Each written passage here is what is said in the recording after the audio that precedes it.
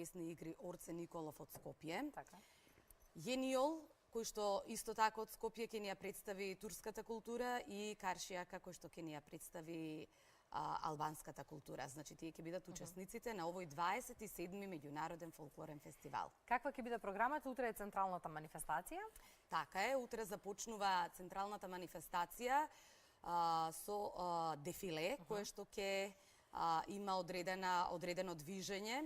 Дефилето започнува во 17:30 часот, а централниот настан ќе биде во 19:30 на плоштадот Македонија.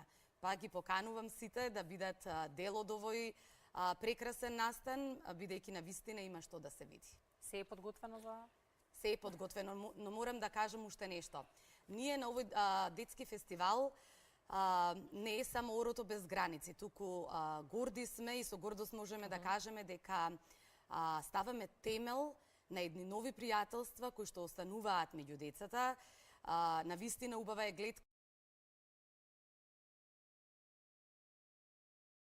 кога дечињата со солзи, радосници се разделуваат, односно ги пречекуваме и се разделуваат, така што не случајно овој фестивал го носи приматот на Оро без граници, символ на пријателство меѓу децата. И мотото, само да го запомнам, денешно познанство, вечно пријателство.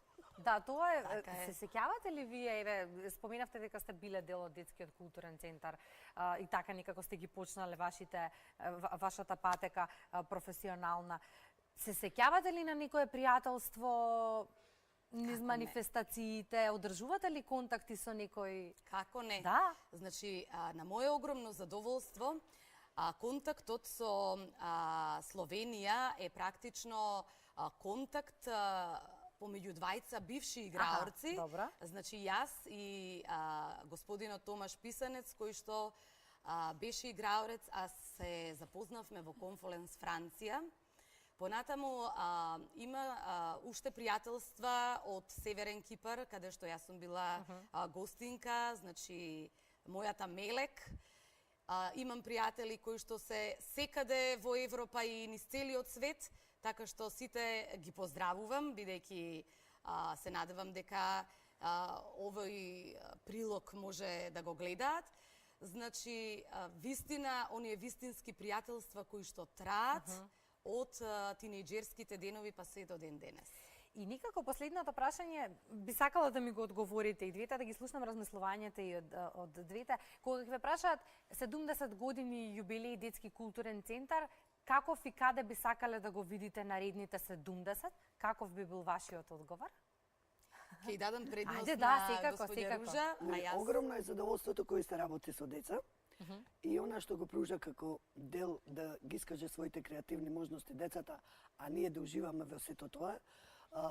Јас детскиот културен центар го гледам како една уште посовремена и помодерна институција која што ќе им овозможува на децата да ги развиваат сите своји таленти. Бидејќи тука спаѓа не само фолклорот, спаѓа ликовната, спаѓа балетската секција, драмската, музичките секции, затоа што тоа го докажавме низ нашето 70 годишно постоење, зашто произлегува многу значајни имени од областа на музиката, од фолклорот, од балетот, првите чекори на балетот се направени токму во детскиот културен центар.